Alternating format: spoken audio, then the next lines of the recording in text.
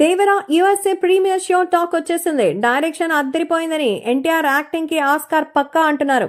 ఇప్పటికే యుఎస్ఏలో ఈ సినిమాని చూసినటువంటి ప్రతి ఒక్కరూ అయితే అదరగొట్టే పర్ఫార్మెన్స్ మన ఎన్టీఆర్ ఇచ్చేసినందుకు చాలా సంతోషంగా ఉంది అంటూ చెప్తున్నారు.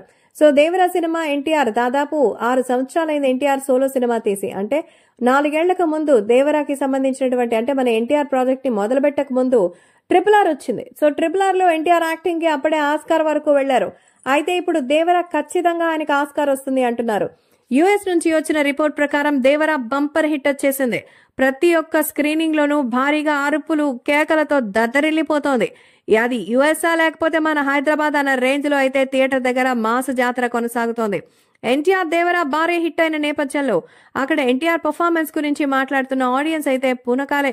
ఎందుకంటే ఎన్టీఆర్ ఖచ్చితంగా యాక్టింగ్ లో ఇరగదీశారని, ఆ ఫైట్స్ లో ముఖ్యంగా షార్క్ తో ఫైట్ చేసినటువంటి ఆ స్క్రీనింగ్ విధానం, మరి దానికి ఎన్టీఆర్ ఇచ్చిన ఎక్స్ప్రెషన్స్, సాంగ్స్, ఆహా అసలు మైండ్ బ్లోయింగ్ అని ఎన్టీఆర్ ని మళ్లీ మళ్లీ చూడాలనిపిస్తోంది.